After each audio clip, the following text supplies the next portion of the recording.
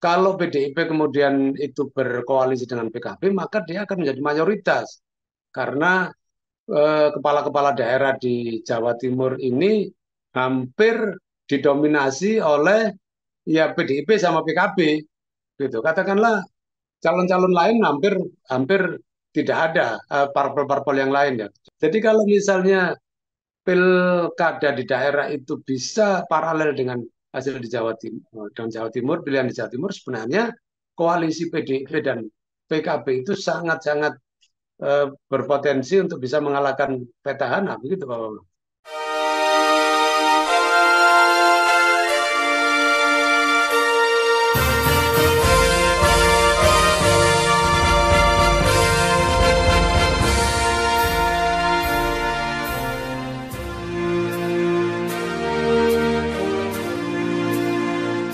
Bersama saya Bambang Sadiono di kanal Inspirasi untuk Bangsa. Mudah-mudahan kanal ini selalu bisa memberi inspirasi, motivasi, dan edukasi.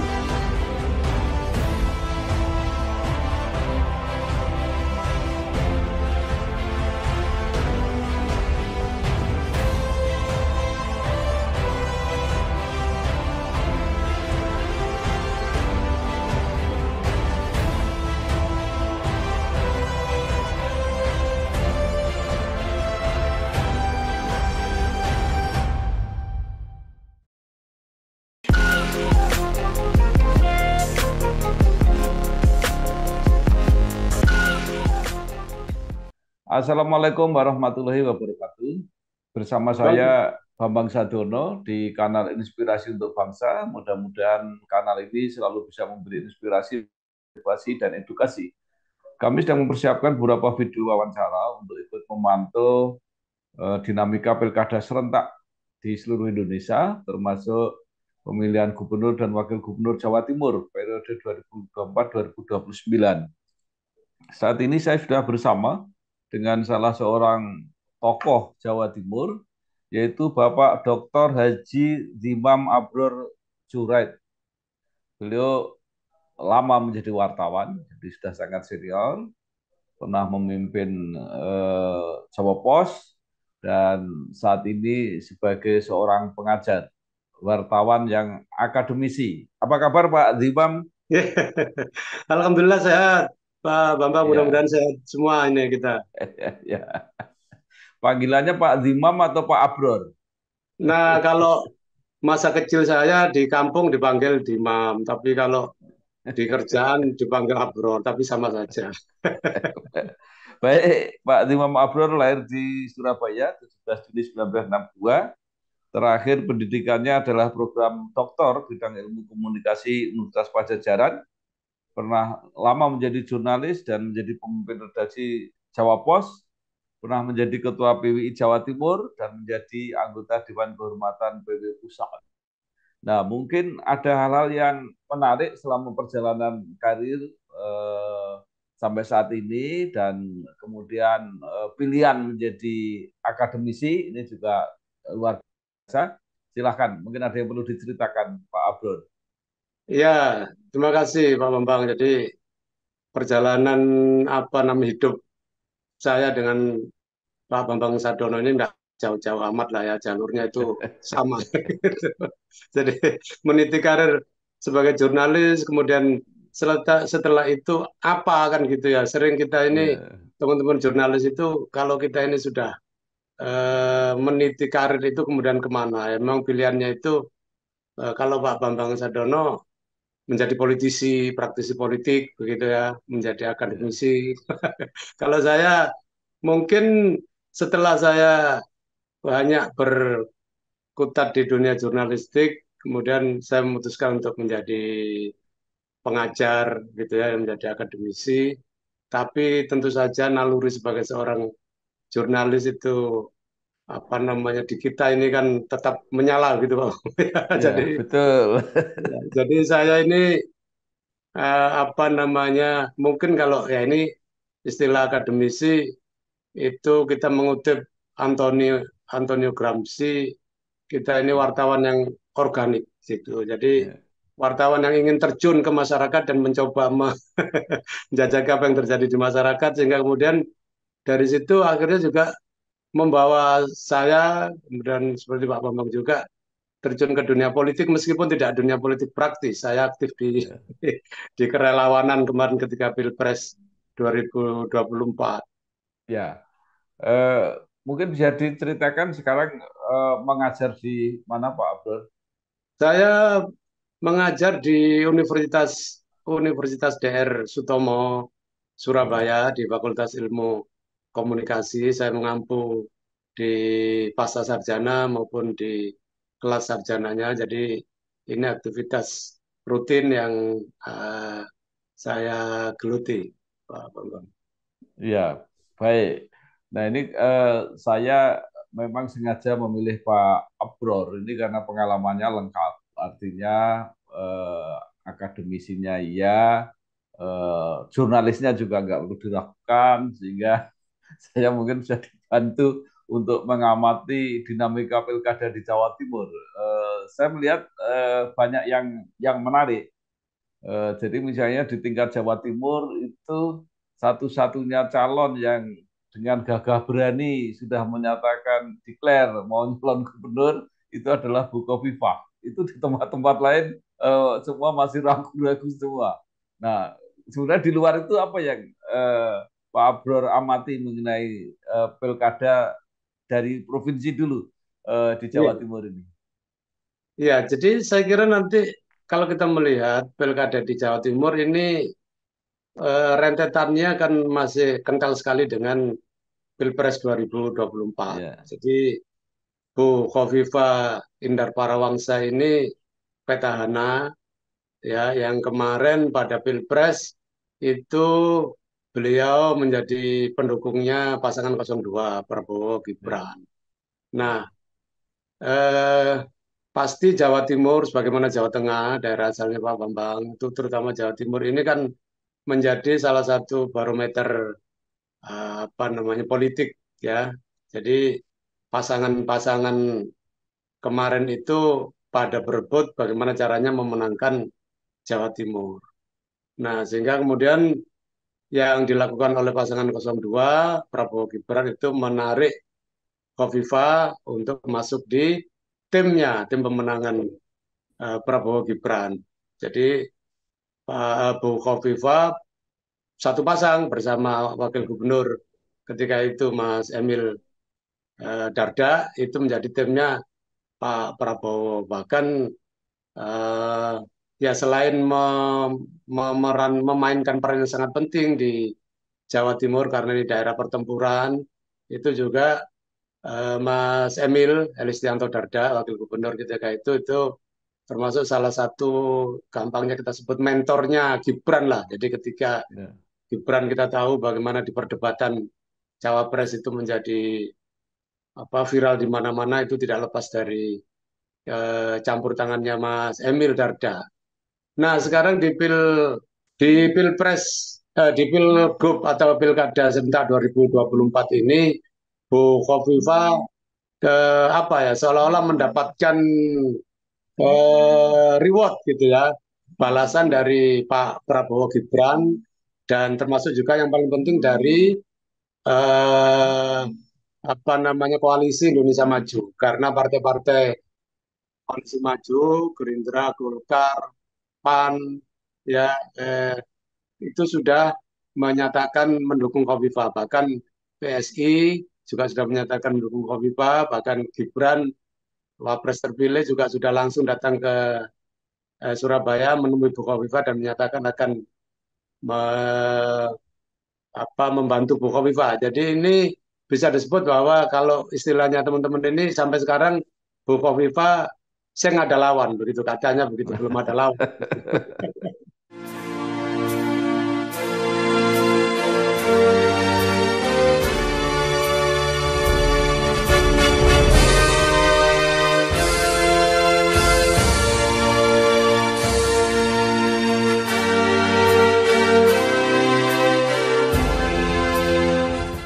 Baik. Jadi kalau menurut Pak Abror apa persaingan Pilpres nih koalisi Pilpres ini masih akan diperpanjang di Jawa Timur karena sementara kan ada orang mengatakan Pilpres sudah selesai, masing-masing partai bebas untuk menentukan koalisi, bahkan yang kemarin berlawanan bisa saja menjadi apa teman seperti itu.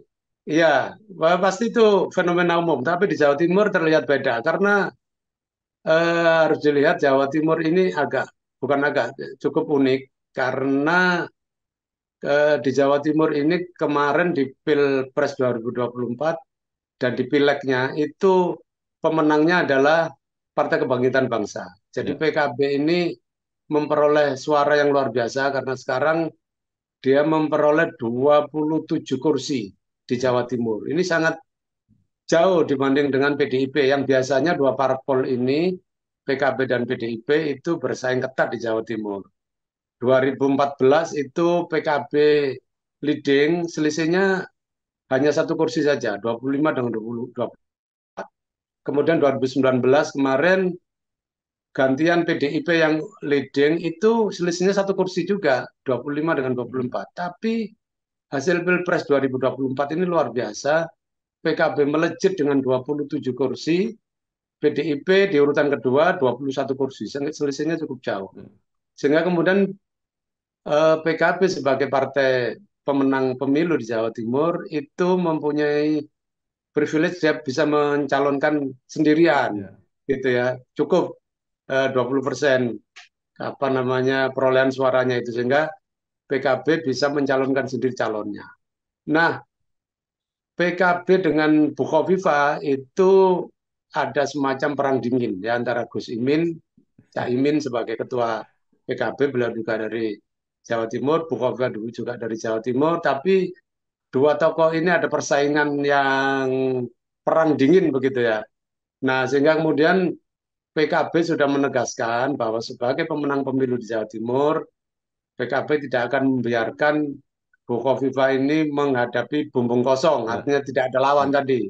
Karena itu ya, PKB kelihatannya sedang mencari atau mengelus-ngelus jago ya, dan ya, koalisinya dengan siapa, apakah tetap dengan koalisi perubahan, misalnya dengan Nasdem atau dengan PKS, dan kelihatannya PDIP di Jawa Timur justru ada keinginan untuk merapat ke Bu Kofifa karena Ketua PDIP di Jawa Timur sekarang ini Pak Said Abdullah itu punya agenda untuk memasangkan keponakannya beliau, Bupati ya. Sumeneb namanya Mas Fauzi untuk menjadi pasangannya Kofifa. Tetapi Kofifa sudah berkomitmen untuk tetap menggandeng Emil Elistianto Dardak dari Demokrat. Jadi gambarnya begitu, Pak Bambang. Ya. Baik, pertama yang menarik bahwa kultur Jawa Timur ini adalah kultur Nahdlatul Ulama. Kemudian Bukofifah dan PKB Caimin itu lahir dari kultur yang sama. Uniknya Bukofifah didukung oleh partai-partai yang di DPRD Jawa Timur suaranya tidak terlalu mencolok seperti PKB dan PDI. Nah, pertanyaannya kalau PKB dengan apa pileg dengan suara terbesar bisa mencalonkan sendiri, kemudian nanti mendirikan calon, warga NU kemana, Pak Abror? Nah, ini ya sangat menarik ini pertanyaan ini. Jadi memang pasti perebutannya adalah perebutan kantong-kantong suara NU.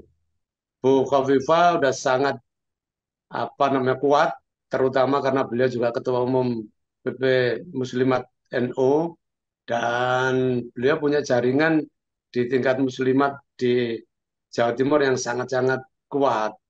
Ya, ah, ini sudah di apa istilahnya dirawat gitu, diopeni kalau orang Jawa bilang sejak Bu Khofifah masih menjadi Menteri Sosial, ya apalagi sekarang sebagai petahana 5 tahun terakhir Bu Khofifah cukup intensif untuk konsolidasikan menggarap ke apa namanya ke basis kekuatan di Muslimat NU.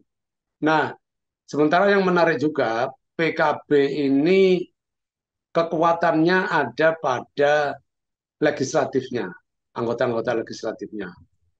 PKB ini eh, banyak diisi politisi-politisi muda yang mereka itu juga aktivis NU terutama juga aktivis yang perempuan ya, itu aktivis-aktivis Fatayat.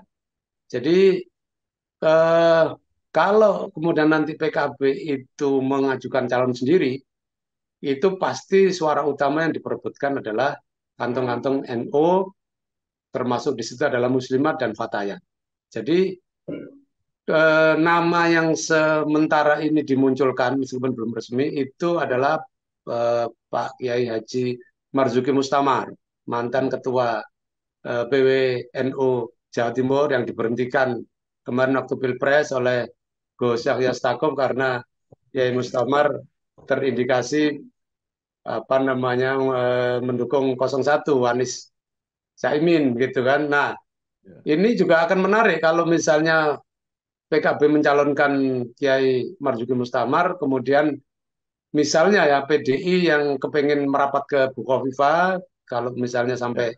terjadi bertepuk sebelah tangan, maka sangat mungkin PDIP akan membuat koalisi dengan PKB dan ini akan Ya. sangat menarik karena NU dan apa namanya nasionalis di Jawa Timur itu menjadi mayoritas, menjadi kekuatan yang dominan.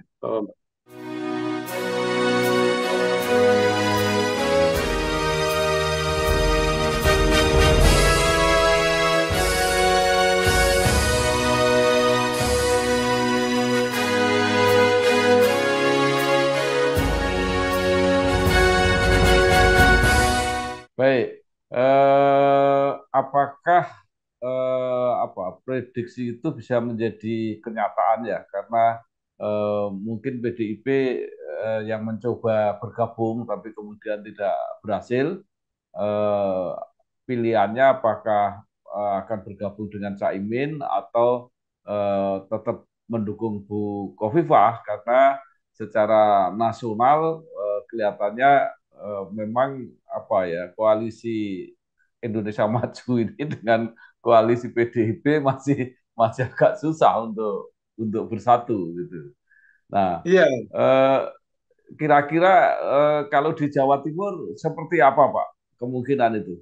jadi PDIP ini memang agak anomali ya di Jawa Timur ini karena Jawa Timur sering disebut sebagai kandang banteng begitu ya. Kalau Jawa Tengah kan sudah begitu ya, kandang banteng. Jawa Ya, Timur juga disebut sebagai kandang banteng. Tapi selama ini PDIP belum pernah memenangkan kontestasi Pilgub Jawa Timur sejak awal reformasi katakanlah 2000 dan 2000-an lah ya. ya, Berarti ini sudah seperempat abad PDIP itu absen itu. ya, Jadi belum pernah sekalipun bisa meloloskan kadernya untuk menjadi gubernur atau menjadi wakil gubernur. Beberapa kali kontestasi dicoba selalu gagal.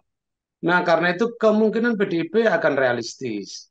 Dia tidak akan ngotot kalau kita lihat manuvernya selama ini dia akan realistis dan karena itu dia lebih menyodorkan calonnya itu sebagai calon wakil gubernur.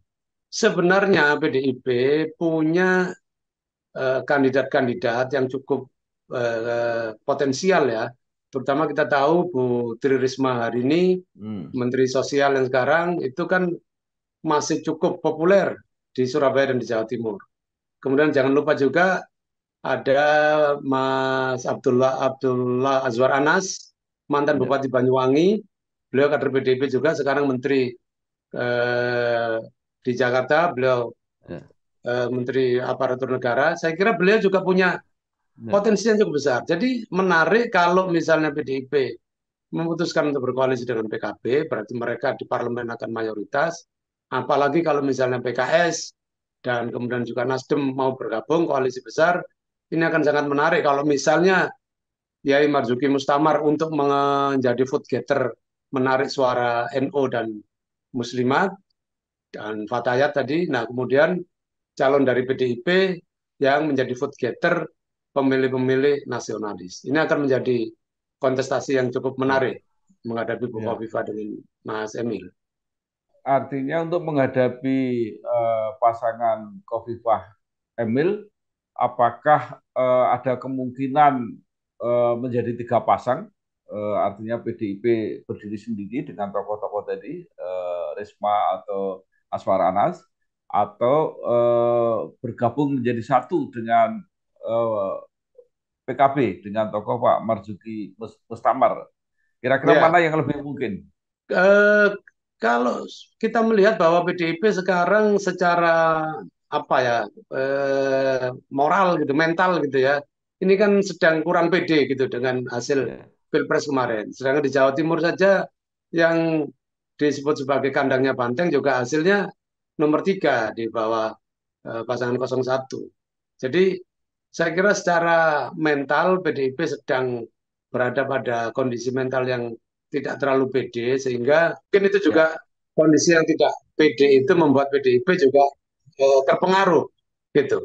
Sehingga menduga saya menduga PDIP akan lebih pede untuk menjadi nomor 2 dalam artian bergabung dengan koalisi, terutama koalisi apa namanya perubahan ya, karena di situ ada PDIP.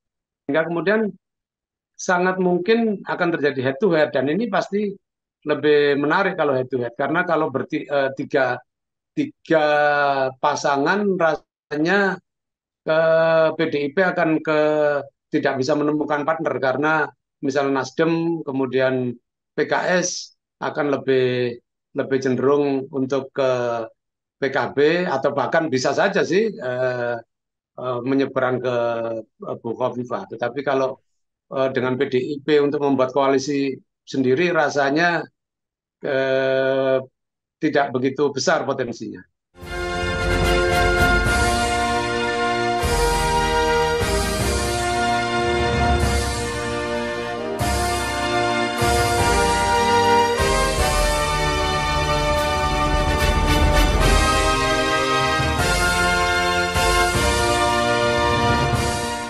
baik.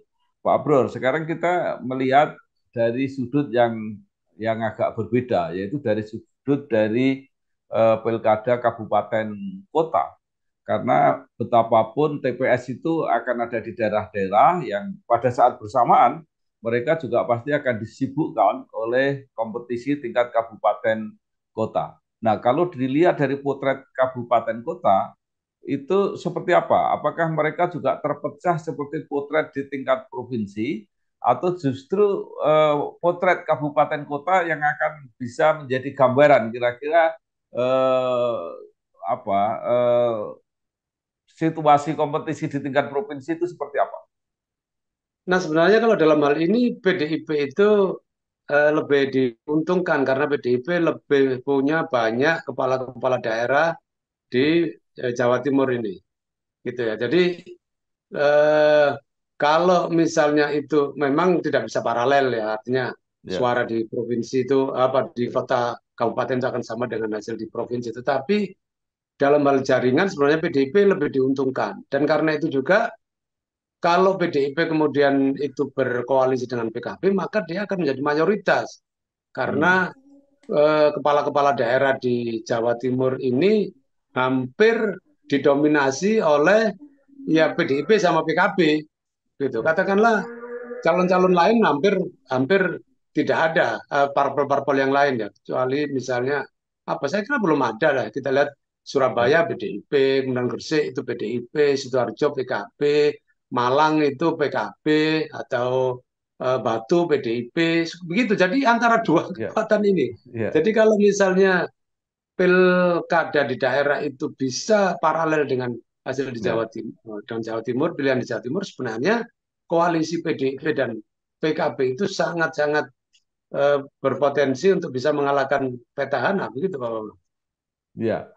Baik, kalau begitu seberapa jauh semangat eh, koalisi ya? Kalau saya lebih cenderung menamakan koalisi Pilpres, bahkan mungkin lebih tegas lagi koalisinya Pak Prabowo dengan Pak Jokowi. Ini mempengaruhi peta di tingkat kabupaten kota sehingga tadi yang tadinya dominasi PKB dan PDIP itu bisa merubah termasuk dukungan terhadap apa Kofifah dan Emil ini apa menjadi peluangnya sangat besar. Ya, pasti ada deal-deal tersendiri dari Kofifa dengan Pak Prabowo ya. karena memang eh, jasa Bu Kofifa dianggap eh, sangat besar untuk memenangkan Jawa Timur, kan begitu. Jadi ketika memberikan rekom pun itu Pak Kofifa diundang langsung oleh Pak Prabowo ke Kertanegara, kan begitu. Jadi kemudian Pak bukan mengutus, kemudian Mas Gibran sendiri juga sudah datang langsung ke rumah Bu Kofifa untuk menyampaikan dukungannya. Jadi saya kira secara psikologis Presiden dan wakil wakil presiden terpilih ini apalagi nanti sudah dilantik karena 20 Oktober ya, pilkada serentak ini 27 November, sehingga sudah mempunyai power lah kayak gitu untuk memberikan dorongan meskipun kita tidak tahu apakah nanti itu bentuknya cawe-cawe atau seperti apa, tapi paling tidak kalau misalnya Pak Prabowo turun gunung kemudian mau berkampanye di Jawa Timur dan Mas Gibran juga yang sudah dinyatakan pada Bu Kofifa dia mau membantu Bu Kofifa sehingga kemudian turun berkampanye di Jawa Timur, pasti ini akan menjadi satu apa yang cukup penting bagi Bu Kofifa sehingga koalisi apapun yang menghadapi Bu Kofifa itu harus ekstra ya memutar otak bagaimana namanya caranya mengalahkan Bu Kofifa, Ya. meskipun saya pribadi secara pribadi melihat sebenarnya ya tadi itu peluang untuk mengalahkan Bu Kofifa itu masih ada gitu.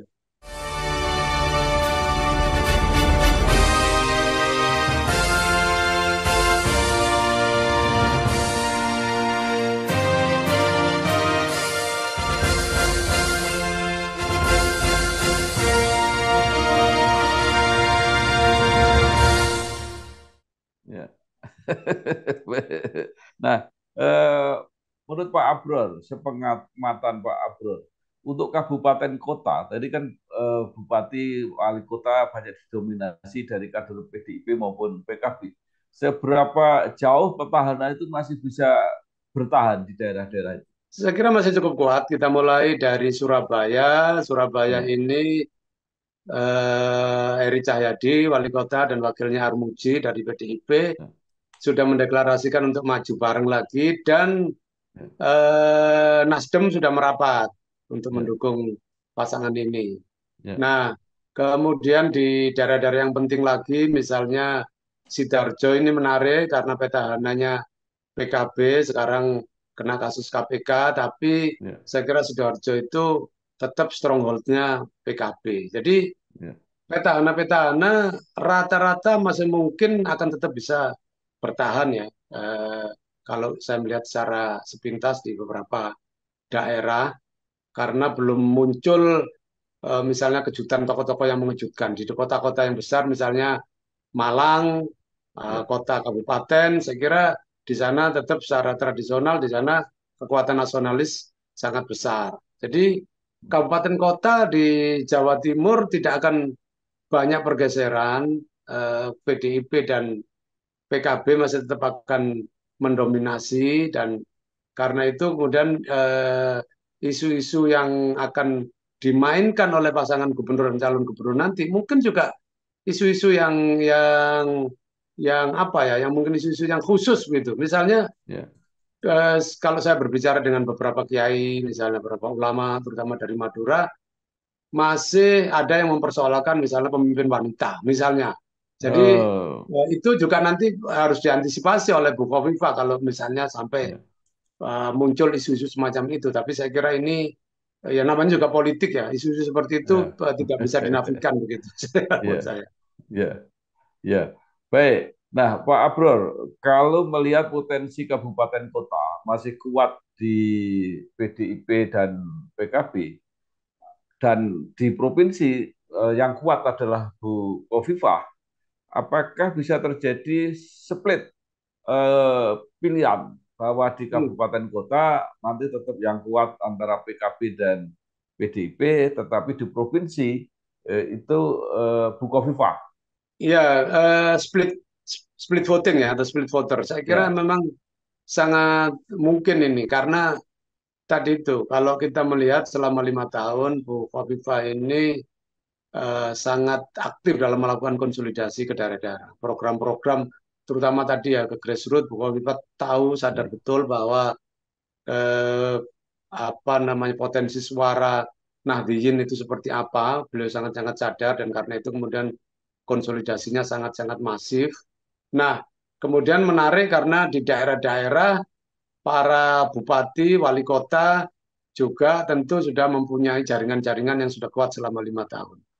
Karena itu split voting itu mungkin saja terjadi. Misal di Surabaya, di Surabaya itu PDIP yang kuat, tetapi kalau kemudian calon-calon nanti misalnya calon yang maju di Pilgub, tidak ada tokoh-tokoh yang punya akar di Surabaya, misalnya tidak ada Bu Ya. Risma misalnya, saya Ya. akan memprediksi bahwa Bu Kofifa tetap akan leading di Surabaya gitu. Ya. Kecuali kalau misalnya Baik. daerah-daerah yang misalnya di Sidoarjo, Sidoarjo itu PKB-nya sangat-sangat kuat.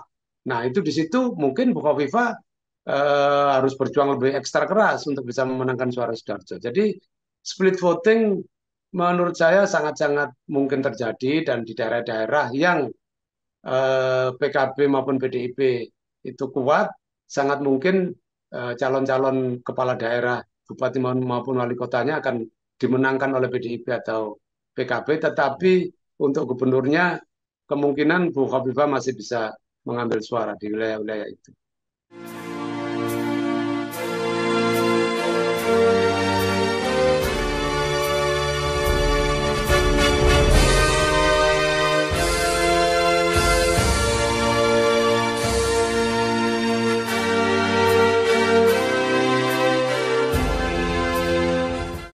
Iya, baik.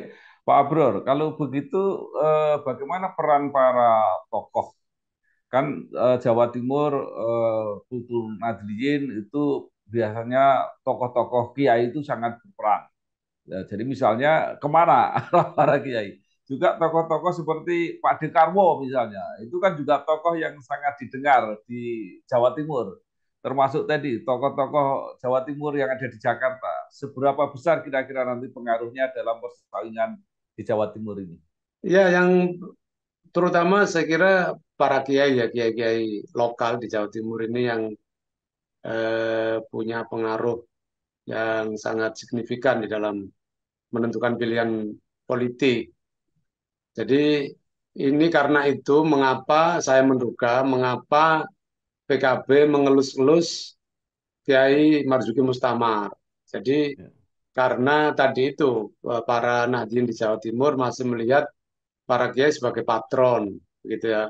Jadi kiai-kiai NU nanti pasti akan apa punya pilihan masing-masing karena sebagaimana kita sudah melihat misalnya PBNU dan PKB ini hubungannya kan satu apa namanya satu petarangan tapi dalam pilihan politik selalu terjadi persaingan. Jadi pasti akan sangat-sangat keras karena PBNU atau PWNU Jawa Timur meskipun sekarang apa namanya ketuanya yang baru relatif tidak bermain politik, tetapi kan di sini ada Gus Saifullah Yusuf, Gus Ipul, Sekjen PBNU ya yang menjadi wali kota Pasuruan dan menjadi seteru dari Caimin. Jadi saya kira nanti memang akan terjadi perang bintang di Jawa Timur ini ya. Pak SBY tentu saja beliau berasal dari Pacitan ya, beliau mendukung Mas Emil ya sebagai kader Demokrat.